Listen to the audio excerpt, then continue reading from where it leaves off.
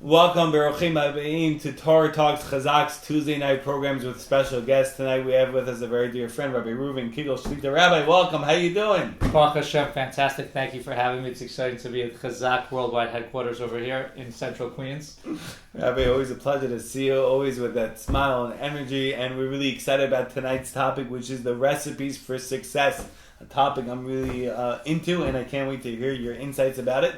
But before we delve into tonight's topic, we have the minhag, a custom of asking the rabbi to telling our audience a little bit about yourself and the great work you're involved with. I know Emmett and many other great, a little bit of background. Yeah, let's start. Okay, fine. Thank you. First of all, thank you for having me. You guys should continue really with all the success that you guys are doing with the community.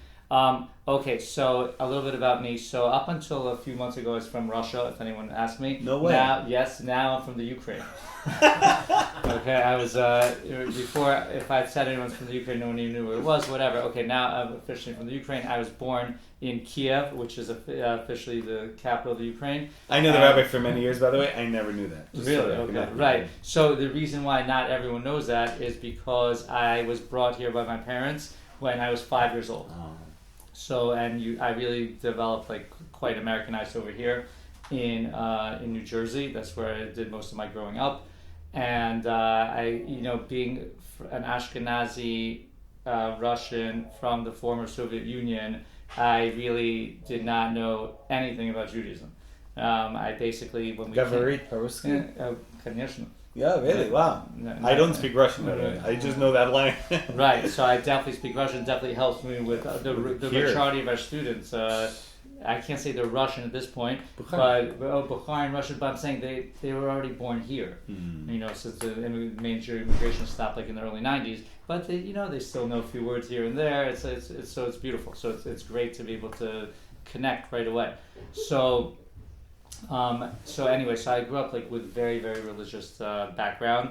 When I came to America, we lived in a very, very not good neighborhood for the first couple of years. So they sent me to some kind of yeshiva, and then which was okay, and then third grade we moved somewhere else, and then I started going to public school. And I really I went to Hebrew school. I wasn't against anything, but I was convinced for obvious reasons, because it's easier to live your life not thinking that Hashem wrote the Torah. So I was thinking, I was convinced that Hashem exists, and a bunch of guys wrote the Torah, just to keep us in line. I don't know. So the truth is, I didn't spend so much time thinking about it because I was busy with all the good stuff in Olam Haza, in this world. So I didn't give it so much thought. It's funny. I always tell the students, I have a varied background because I didn't grow up religious. So I did a lot of sales in my life, and in sales I have these three letters, ABC, which means always be closing.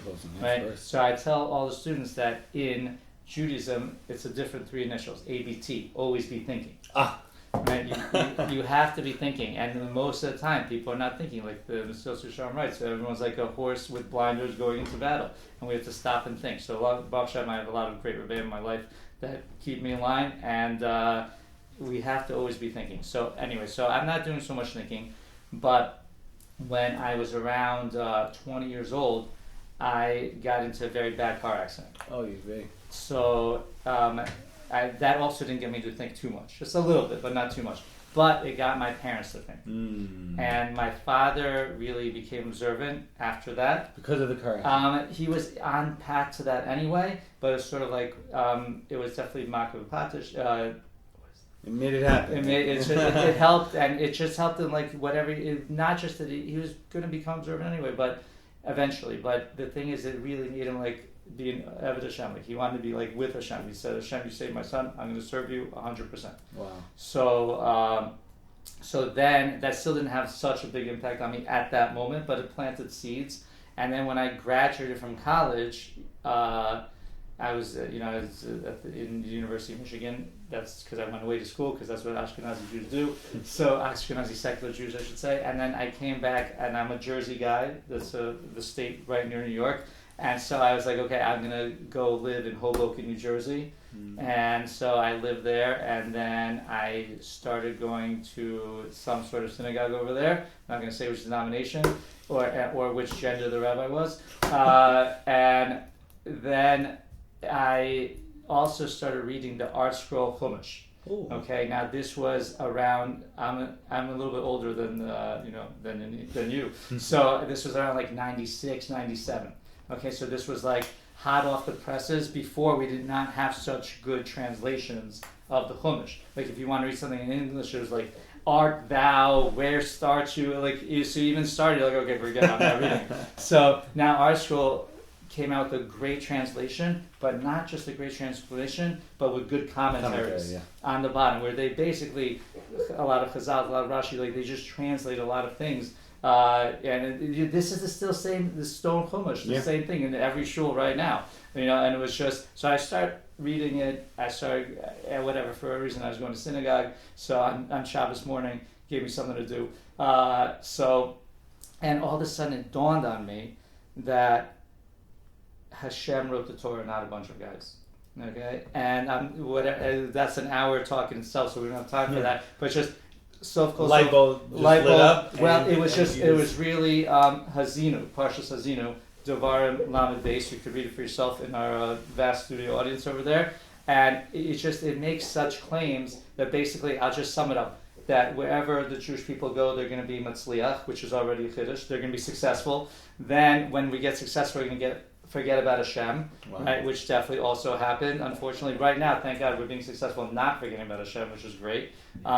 And then when we forget about Hashem, there's going to be Hester upon him. Hashem's going to sort of hide his face from us, and we're going to just either get killed or assimilated like every other nation, which starts happening. And then Hashem will never destroy us, and we'll still be here, but our enemies will be destroyed, and eventually we'll go back to Eretz Yisrael. So when I read that, like my Russian mathematical head went into effect. So how can a bunch of guys 2,000 years ago knew that every 100 years, by the way, someone's trying to kill us, and not like just in a little way, it's like in the most egregious way, right? So, and we're still here, and those guys, and this was shortly after the fall of communism, so communists gone, the Nazis and Machshmod, they're gone, the Holy Roman Empire, all the other things of the history buffs out there. Hold over their every generation they come after. Right, exactly. We just said it, right, just like we just said on Pesach to the Haggadah.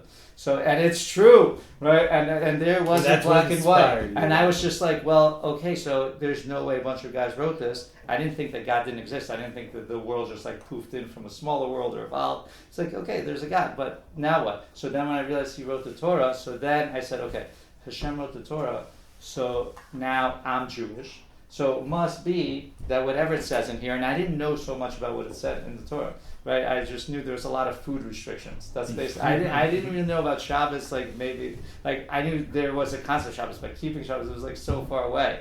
So so I was like, okay, I don't know what's in here, but there's definitely a lot of restrictions.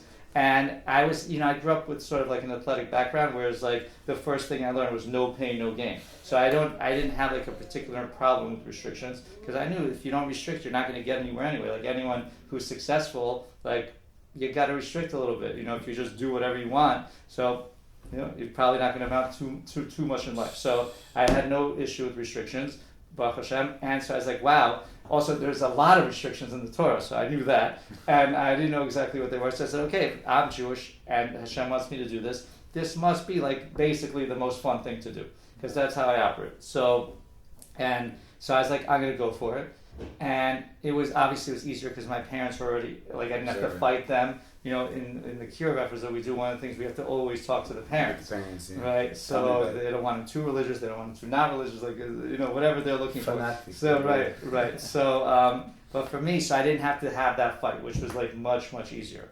So, and also there was one thing else that I was completely cognizant of, is that I was not going to become like super religious overnight.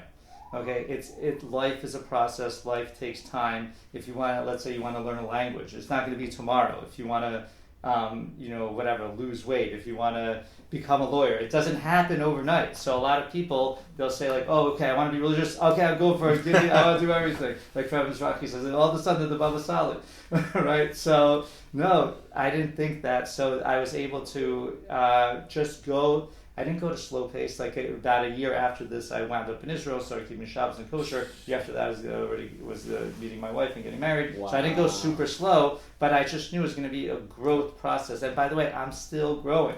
And always growing. We're always growing. When I was newly married, living on the Upper West Side, I was in a shtibel up there, and there was an elderly. It wasn't super old, but like an 80-year-old rabbi, and he said, the only time in Judaism when you're in trouble is when you think you're there. There is no there, right? So he said you always have to be growing. Yeah, and that's whether you like it or not. If you don't think it's going to work. So I have another 3 letters for you. ABG, always be going. Right, always be growing for sure. Going, okay. Right, yes, ABG, ABT. It's the Balavai is like Hashem is pushing us. So if we think we don't always want to be growing, so He's going to make us be growing. So anyway, and that's out of love. That's totally out of love. Even though when you're in the middle of it, it's hard to feel that sometimes. Okay, so anyway, so now basically, long story short, I know Hashem wrote the Torah. I sort of, move out of Hoboken, and I had mostly non-Jewish friends over there, and then I moved back home, and then I was like, well, I'm not going to be able to do this journey alone. So I went to Eretz Yisrael for a couple of weeks, and I met some other young people that also had this crazy notion that Hashem wrote the Torah and they want to learn more. Right. And I started keeping Shabbos and kosher, and then I moved to the Upper West Side, and this was all like within about a year or so. And then within the next year, like I was able to meet my wife, which was great. We actually met at a synagogue on the Upper West Side. Rebbetzin Kigel. Is she always the Rebbetzin that spoke? She that's the one. So we sort of we definitely grew together. We were not Rabbi Rebbetzin when we met. I was like I wasn't even Reuven. But we've really been on this journey together. And what happened was I actually because I was. No one told me I had to quit my job or anything when you become religious. They actually encourage working and things like that. So I was just really continuing what I was doing before, which was trading stocks. So I was a stock and options trader. There's always ups and downs in the market and ups and downs in every trading career. So I was when I met my wife was like in a little bit of a down phase. She actually met me when I was unemployed, so I always am very grateful to her for that. She believed in me though. So then shortly after we got married, it says that the parnasa comes from the wife. So shortly after we got married, I found this other day trading job. This is like 1999 when things were about to take off for day trading in a big way, and I wound up working there for a few years. And we were living in New York, and we were getting a lot of tzedakah. And then in around 2002, 2003, I just stopped making money. Wow. Yeah, and it was nothing I could do. It was the same things I was doing before just weren't working, because it's money's from Hashem, right? Exactly. So Hashem wants you to make money, you're going to make money. Hashem doesn't want you to make money, it doesn't matter what you do, you ain't going to make any money. So, and it's, and everyone knows this, and so besides the mission, it's like life, everyone knows, some guys try really hard, they're not so successful. Other guys, they have this, good idea from somewhere, they'll make a little, box that's actually a phone or whatever, it's flat, and then they're gazillionaires. Yep. So,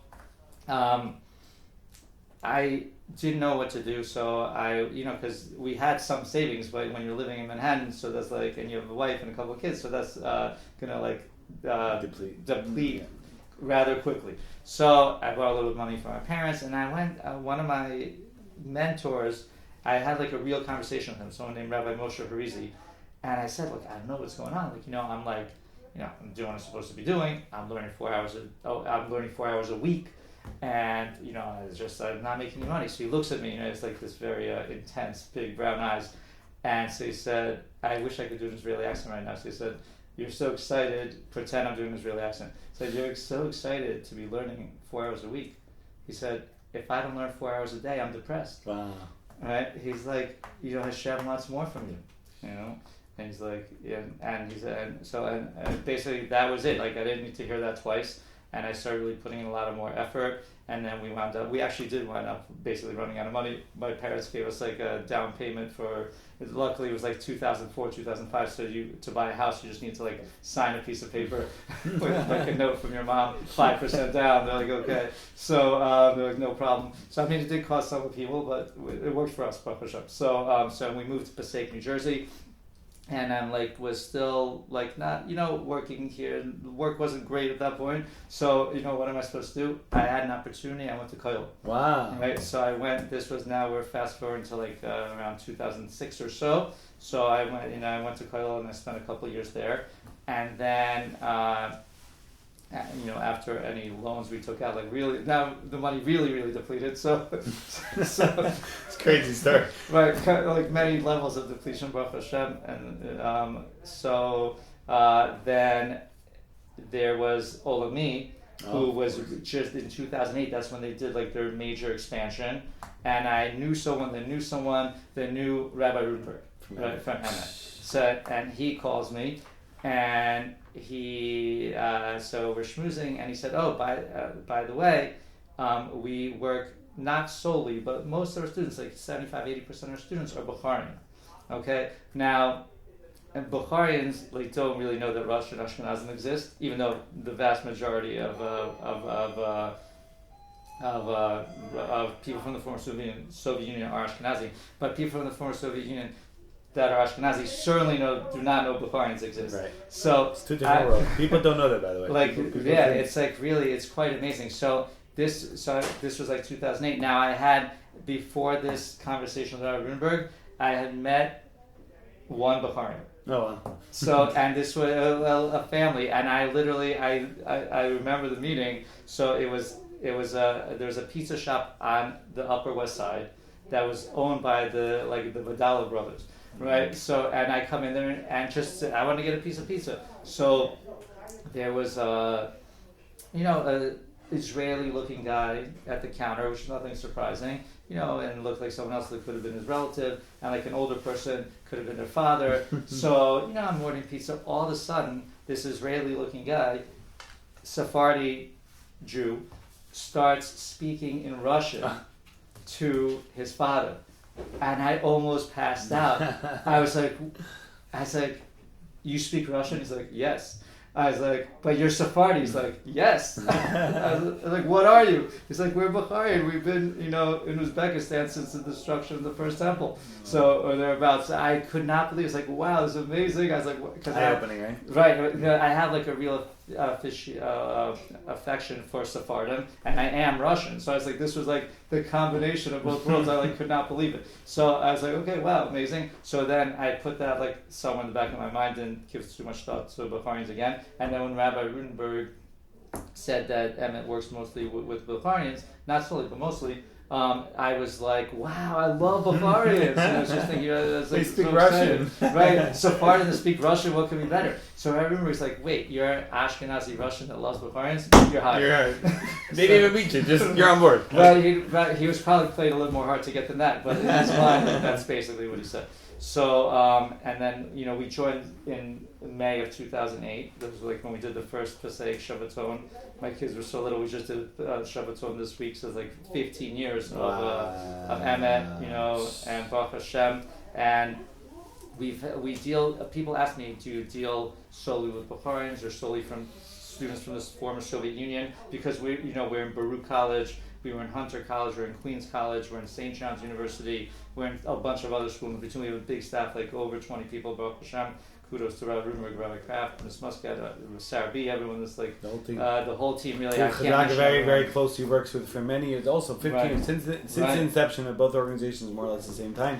Right. Amazing work with college outreach and reaching out to the teens, to the college students and young professionals. Right. And always growing, always growing, because our students keep on getting older and growing. Oh, they actually get older, really? Yeah. Well, it's funny. This college students always stay the same age, but the other ones actually get older. I'm just like, what you meet people when they're 18, all of a sudden they're in their 30s, and you're just like. And I still think I'm the same age, So anyway. Very interesting. Wow. Right. What a roller coaster, right? Right. Yes. And by the way, every person, especially every Jew, has a story. So whatever I'm saying, is just like a part of the story. I'm sure you have your own stories also. Everybody has their story, and that's the idea of this Torah talk. We get to that's the whole idea of Pesach also, which just passed. But everybody says their own, in essence, exodus of Mitzrayim, of their past. So very, very inspiring. Just your story, and so I just want to finish please. one thing. People ask me, like I start off saying, do we just work with Bukharians? Do we just work with people from the former Soviet Union? And I tell them, no, we don't. We don't discriminate. But yes, we have some Persian students also, but we don't have so many American students because in New York City, there's not that many secular American Jews left. And this is what Rabbi Noah Weinberg predicted 50 years ago in the 70s. He said, if we keep on going this pace, the seculars are going to assimilate, not marry, intermarry, like who knows what else is going on right now. And there's just not going to be able to reproduce enough. And that's exactly what happened. If you look at Forest Hills High School in the 60s, 70s, 80s, I asked people about this, half the school was secular Ashkenazi Jews. Okay, right now, if you find a handful, literally a handful of American Ashkenazi Jews over there, I don't think you find even 3 or 4. A school of thousands of people. Where did they all go? Well, they either moved out of the city, but at the end of the day, they didn't reproduce enough. And there's been like a silent Shoah here, a silent Holocaust, and I think one of the things that for sure Chazaq and Emmett are doing is we're trying to prevent that in the Bukhari community. And this is something I always speak about in the world should know this, that the window is closing. What happened to Ashkenazi Jewry, back then, couldn't in essence happen to these traditional Bukharians. So again, they're not against; they just don't know any better. Right. And we deal with these cases and these families, and they're very tamimistic, very pure, and Baruch Hashem, thank God, the success is enormous. But we need more manpower. So everyone out there in the world should get more involved. Right, for sure. Because it's gold sort mine. of like the last frontier. But there's like 100,000 of them in America, and it's growing. And we don't want them to fall to the culture. But that's the way. You're either. Yeah, unfortunately, you're going to be either with Hashem or the Torah, or you're going to eventually assimilate. And they've already done studies on this. We've seen it, and we would like it to not repeat. Right, Mitzvah Hashem. So that's it, Rabbi. You said enough. No, I'm sure. But all seriousness, okay, that was just a little bit of background of the rabbi and the great work that he's involved with. But tonight's topic, like we said over G, is the recipes for success. And so let's just jump straight into it, Rabbi. What do you say is the recipes for success, Rabbi? Right. Well, there's lots of different recipes, but we're gonna sort of concentrate on like the mind, the heart, and the body. Mind, heart, body. Right, because I like to, right, mind, heart, body. I try to, not on purpose, but I just try to I want to put in a lot of effort in a short amount of time to get the most success. Okay? And so, and this way you could really accomplish a lot of things with Hashem's help. So now the mind really is the neshama. Okay, so our neshama shabamoach he, right? The neshama that's in our mind, that's like where there's like 3 lower parts of the soul. I'm not going to get too Kabbalistic right now, but the neshama is basically like the soul that's rooted in our mind. Okay, and now how do we really have a successful relationship with Hashem and the people around us and ourselves? So that's always the question. Okay, so we're starting with our mind. So now the mind is not isolated because it's like really involves everything else in all your limbs and your heart and everything, of course. But the first thing is, like we talked about before, ABT, always be thinking. Okay, you have to always be thinking, because if you're not thinking, you will just like, there's a nice word in Russian. I don't know if you know this word. It's called atmarozheny. Right? It means it's like you're frozen, you're numb, you're not thinking. Now, any culture that you live in, so I'm not trying to make any political statements here, but everyone wants to keep you dumb and stupid and take your money. So everything is designed, especially we have, I stopped watching TV when I became religious, okay? So this was like around, I don't know, say 97, 98, okay? So, and without any gaps, I was so good. Then 2012, someone said, "Oh, you should get an iPhone. You're 4 or 5 years behind." So I get an iPhone. The TV is in your hand. Like at least before, when I was a kid, you had to like go to the TV. Now the TV is with you. So like talk about like major frozen and numb. So Baruch Hashem, I like after a quick recovery, I got rid of internet, and it's like that's it. Like I'm trying to use my use my iPhone, not have my iPhone use me. So excellent. So so we always have to be thinking. And some of the most important things to do in Yiddishkeit actually is already told to us. The Ashkenazim read every morning. Sephardim, they also have the Elu Devarim, it's a Mishnah. So if you really want to do the most you can in this world, it already says these are the things that if you do in this world, you're going to enjoy them in this world. But the real Karen, the principle is going to be in the next world. So the first thing, and this is some people are much better at this than others, especially the Bukhari community, is honoring your parents. All right. So if you want to have your mind aligned with Hashem, start honoring your parents, because that is going to cause you to think about how much they did for you, how much gratitude you need to have, and it's going to go over to Hashem also. Next thing, I'm just going in order. This is a Mishnah. I didn't make it up. So the next thing is Gemilut Chasadim, Yes. right? Acts of kindness. Do nice things for people, right? That also gets you thinking. Everyone should ask themselves. I'm talking to myself also. So, did you do something nice for someone today? You know, right? A nice. Now, what are Gemilut Chasadim? They're acts of kindness that are a little bit uncomfortable. Right, a little bit uncomfortable. So if someone, the best example is people ask you for money, right? If you're in shul, whatever, every time anyone asks you for money, it's always the wrong time. They're like bothering you, like, oh, I don't want to talk to this person. Give them some money. That's like, it's not, no one has cash anymore, but most of them have credit cards. Give them your credit card. Not, you just make sure you write down the number. But that's an example. That's an example. But there's so many things you could do, and you have to be thinking, what can I do today? Just one act of kindness today. Okay, next is it says you have to go to, if you're male, go to synagogue early. Go to synagogue, go to Beit Midrash. That's a whole different feeling when you're in the shul in the Beit Midrash. It's like you're alive. You feel Hashem. You feel Yiddishkeit. You're in the right avir, in the right environment. So going to synagogue. So we got honoring your parents, doing acts of kindness, making sure you go to synagogue. Next, having guests over. We were probably one of the greatest things that ever happened to me is I married a lady that wants to have an open house. Even though it's not super easy, right? It's not easy for any woman. And before COVID, we literally, Leah and her, we were probably on 40 shabbos a year. Anywhere from 4 to 54 guests. And there's nothing like Shabbos to change a person, because we was in Kiruv, there's nothing like the Shabbos experience that helps a person become more observant. And the reason why is because basically you take a secular person, and for 25 hours, just obviously by confiscating the electronics, for 25 hours, they live like a religious Jew. And after that, they say, wow, I like that feeling. It's great. You couldn't do that in communist Russia, because then suddenly you have to go to jail. But here in America, we're lucky. You can do that, and there's nothing like Shabbos that really changes a person. So, and how do you let people experience Shabbos? By inviting them over. Have an open home. Right? So have people over. Every time you have people over, something good's going to happen. That's how you have to look at it. So next, Bikur Cholim. Visit the sick. When you see what happens when you visit the sick, when you see someone that's not doing so great, you feel like, I'm so lucky. Right? You stop taking things for granted. Cars and me don't always get along. So on Purim this year, someone ran over my foot.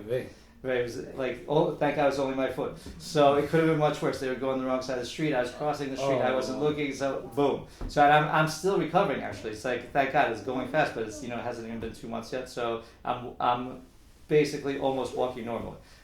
And when something like that happens to you, then you start noticing there's other people that are also not doing well. But you know what? They have much more wrong with them than a foot. And so when you talk to them, when you do Bikur Cholim, you feel so lucky. And we were taught when you see someone that's worse off than you for whatever reason, you have to do 2 things. And it's important to do them in this order. First of all, thank Hashem that you have it so good. That's the first thing. Have hakar satayv to Hashem that you have it so good. And the second thing is daven for them to have chazuk, to be mechazek, that they should be able to do what they need to do. So. And that's when you visit sick people, try to make them feel better. First, you should feel, Baruch Hashem, I'm not doing so bad. And then second of all, daven for them. And that tefillah really works. And it's so humbling. Okay, next, tefillah. concentrate when you pray. Like, what is harder today than concentrating when you're praying? Like, it's like, it was always hard, because I remember, I did become religious before the iPhone. It was still hard to pray, but now it's like almost impossible, and so one of the things you really have to do is, first of all, slow things down, right? You have to slow things down and give yourself time. It's so hard when you're rushed, So I remember when I worked on Wall Street, we had this like mincha minyan. There was like random mincha minyans. Like, you're in the middle of the market's open, everything's flying, but you have to daven mincha, so you run and you daven mincha, Okay, it counts for something, but it's not ideal. So, and one of the things I really try to do is I really try to not bring my phone to shul, so because it's designed to take your attention. It's not like you're weak if you're paying attention to the phone. It's like they had thousands of people that are very smart, and they spend millions, if not billions of dollars designing how to keep you glued to it. So you're not going to win. There's no win. The win is leave it at home. So, and then last but certainly not least, I'm going to flow into the heart here, is you make shalom, you make peace between man and his fellow, and between ish v'ishto, husband and wife, and starting with yourself, I'm assuming. So like, yes, I'm making peace with them.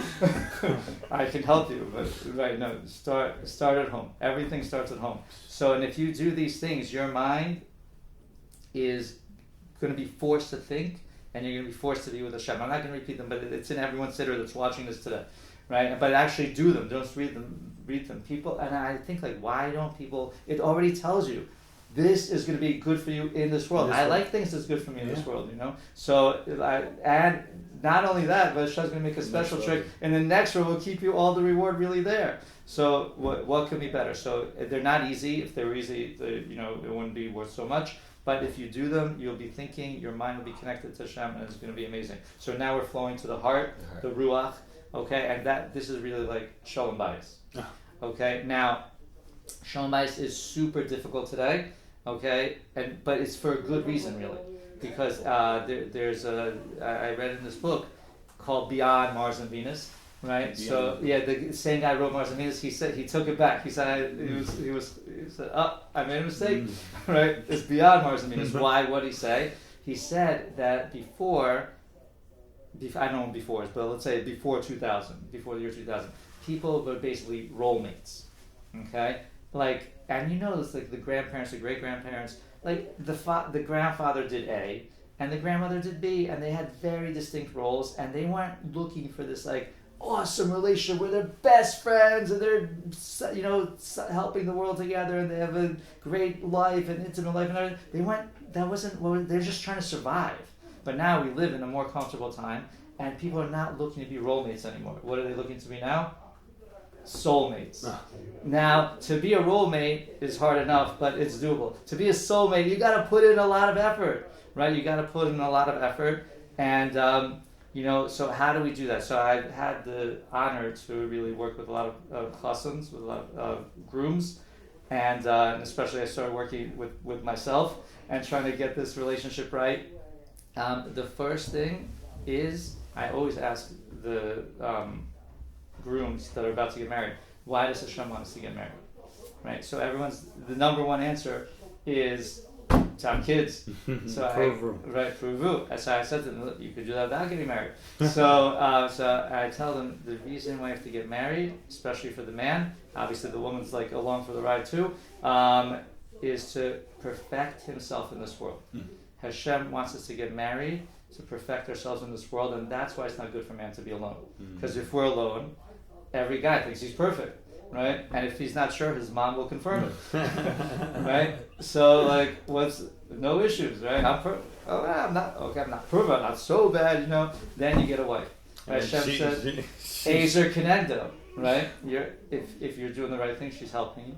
If you're doing the wrong things, the Gemara Rashi point out, Kenegdo, Lumelachim, to make war, And so, I tell everyone, your wife is, I'm talking to myself, right? Your wife is just Hashem's number one messenger to you to help you become the greatest person you can be. So do not kill the messenger. Wow. Right? There's just coming from Hashem. And that's it. And we have actually a weekly Shalom Bayis pointer that we send out. We have like close to 1,000 people that we for every parsha. There's some kind of different way to make that right. It's connection to Shalom Bayis. Some parshas are harder than others. So Bereish is easy, you know. Yeah. So and something in that theme, like that's the first theme that we have to realize that we're here to perfect ourselves, and our wives are here to help us do that. Now, what about, really everyone's here to help us, but the thing is, everyone else you can really run away from. Right? With the wife, it's harder. Right? So, and it's better not to run away, and it's better to make it work. But it is work, because we want it's work for the women, it's work for the men. I'm just talking from the guy side right now. For the lady side, you can talk to my wife. So she really speaks so much about this, and it really has helped the Chazaq so many women. I'm lucky to have it. So from the guy's side, we just have to remember that our wife is here to help us, and Hashem's sending them, and whether they're against us or helping us, they're really here to help. The Netziv, when I read this, I was like, had so much chazuk, so much inspiration. He said, "When is your wife really helping you? When she goes against you." Oh, wow. Right? Oh, wow. So, and he talked about his own life. This is written in one of the only real biographies called "My Uncle the Netziv." It's in English. It's translated, and he says there he was like, obviously he was a genius, but he's sitting in the back of the shul, right? No one really noticed him, but his wife's sister was married to the Aruch HaShulchan. Right, Aruch HaShulchan was like the gadol hador. So his wife would beat him. Come on, like my sister's married to Aruch HaShulchan. You're sitting back in the shul, and he became one of the greatest rabbis. And he said it was because of his wife. Encouragement. Encouragement, exactly. So it was beautiful. So that's the first thing when it comes to the heart. The man is to know that his wife loves him, and she's just here to help him. Now, by the way, is this hard? It's super hard. It's super hard because we have emotions, we have ego, we have everything. But, okay, whatever. It's hard. The ladies watching out there, they're going to tell the husbands, listen to what the rabbi said. Right. Case per case basis. Right. Well, the ladies, it's not easy. And for the ladies watching, because you have this power, be nice to your husbands. There's some great books out there, so talking about how to be like a beautiful laser connector to make things as easy as possible. Build them up. Right. But honestly, sometimes like the ladies, they really try, but they're going to have their moments because Hashem needs certain things to happen, and sometimes we're slow on the uptake. I'm just speaking from personal experience. So then the next thing I discuss with myself and everyone else that wants to listen is that when you think about it, what's the worst thing that man has ever done? Man, like human beings. It was when Adam Harishon blamed everything on his wife.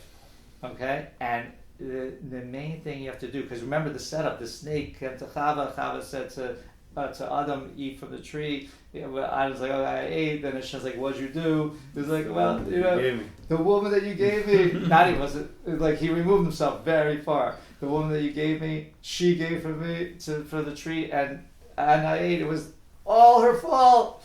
And that's like the biggest taiva for men, the biggest desire for men is as soon as something goes wrong, that's it, it's all her fault. Right? Must have married the wrong person, God forbid. So, chas v'shalom. And we have to remember that it may not necessarily be our fault, but at home it's our responsibility. Right? It may not be this is my mantra. It may not be your fault, but it's your responsibility. Because we're supposedly running the ship. If you want to say, oh, it's not my wife's fault, means okay, fine, she's running the ship. So, so that's really the two main things when it comes to the heart and shalom bayit, is you have to remember your wife's here to help you, and obviously for the ladies, the husband's here to help them. But like they have this really special role of Ezer Kenegdo, and that the man can never blame things on his wife. Right, as soon as you blame something on your wife, you get from Gan Eden to here. It's a big fall. So, and it's very hard, and we keep on humanity is like constantly Jewish, not Jewish, we're constantly making the same mistake. And when I do like Shalom Bayis counseling, so one of the first thing, this is like the the point of no return is when the guy thinks he's like totally in the right, and it's the woman because she's more emotional. Everything's her. So the first thing I have to do is try to get him out of thinking that way, and then we have something to work with. So that's the heart. That's the ruach. And by the way, the heart is associated with the ruach, and what's ruach is breath, but ruach is also speech. And so the way you really have shalom bayis is through speaking, right? And especially the man should speak less and listen more. But that's how the couple really works, through speaking to one another. That's what gives the heart the energy. Powerful. Okay. So we got the body.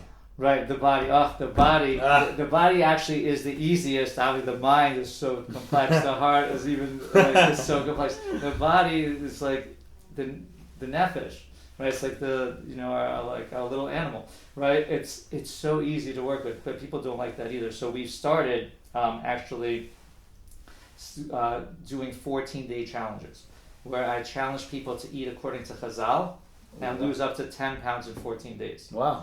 Right now, of course, this is we've had close to 200 people do it so far.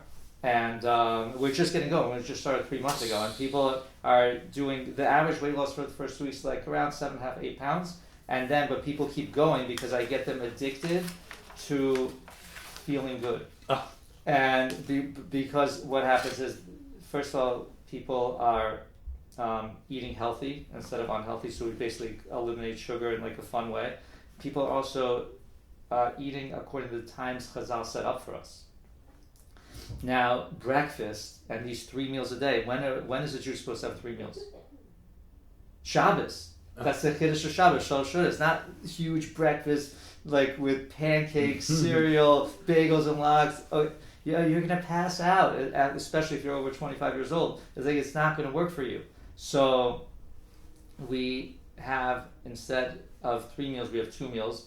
There's many places throughout the Gemara who would talk about 2 meals. Like it's a constant topic. We do not have 3 meals a day. So we have your first meal, which consists of lechem, some bread, and well, it's not pas shachris. It's lechem, because we have lechem the biker l'sbaya. We eat bread in the morning to satisfy ourselves. So we have some bread and some vegetables, fresh vegetables. And then in the evening we have basar, the erev le'echol. So we eat meat at night, and like nice fatty meat, none of this lean stuff. And then we have also pas shachris. So pas shachris is this thing that, whether you're a man or woman, this is like what you eat like after davening, and it's a small amount of food, maybe 2 ounces of food, and that gives you lots of energy. So you can find, we can find out more about it. We're launching a website, thefitjew.com. Fitjew.com. Yeah, why not? Okay. But because so basically you're eating correctly. You're eating according to times of Chazal. You're eating for energy. Food's not supposed to make you feel like passing out. And you're eating. We eat to live. We don't live to eat. That's a concept that always tells people. Right, and it's hard. It's really hard. Like the amount of food now. My mom told me that like basically in the old country, like you get a chicken, so that's like 5 people for 3 days, because you cut it up. You have like you have your like whatever. I don't know the you have your chicken soup. You have your this. You have like your your patties. Yeah. It lasts for 3 days for 5 people. Here, chicken is gone. Right. So of course, what people have like in a normal kiddush, that was like the whole Shabbos day meal for a family. And so of course it's going to be tough. So anyway, so we are eating the right foods. We are eating according to times Chazal set up. We are also eating for energy. We're not being slaves to food. And like Mamela, of course you're going to come to the weight that you want to be at and the normal weight for you. So that's the body in a nutshell. Okay, amazing.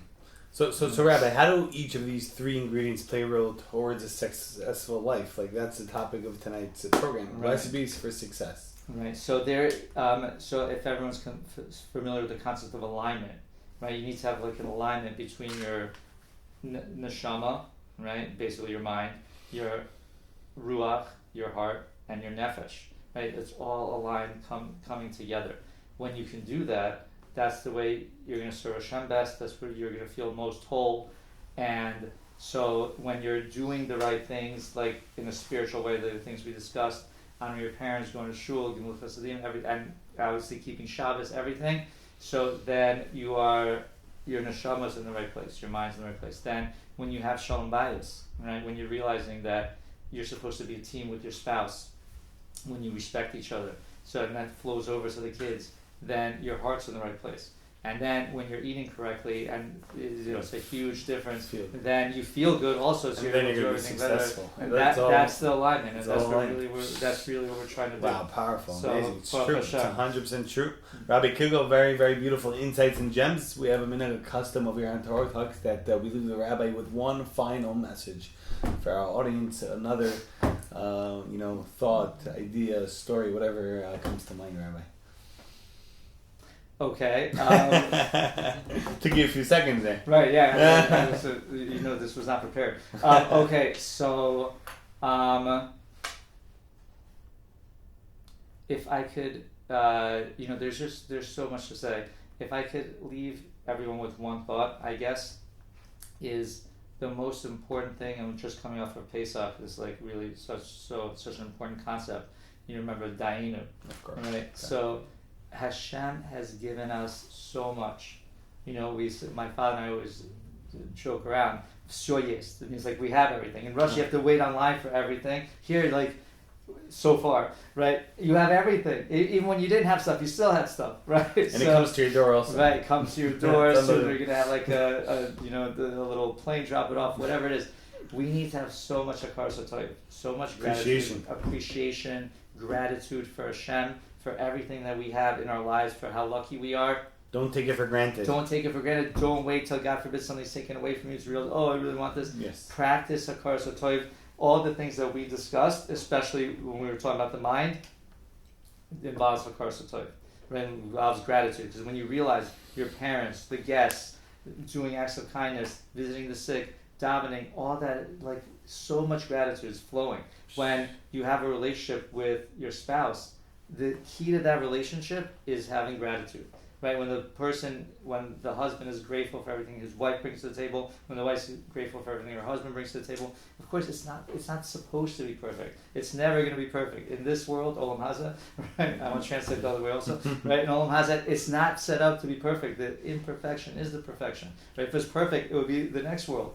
So, and of course, when you have gratitude, that is when things really change, when you have a akarsatoy. So that's the main thing. You have to remember, we're doing all this stuff for Hashem because we're grateful to Him. We're doing for everyone in our life, we do things because we're grateful to what they bring to us.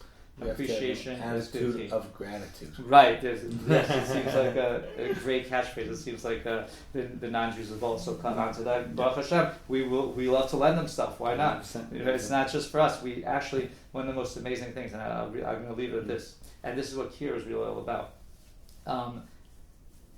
There's a thought that, let's say you know something, and other people don't. You keep it to yourself, right? And Judaism is like the antithesis of that, because we say every day, 3 times a day, Aleinu l'shabeach l'Adonai kol.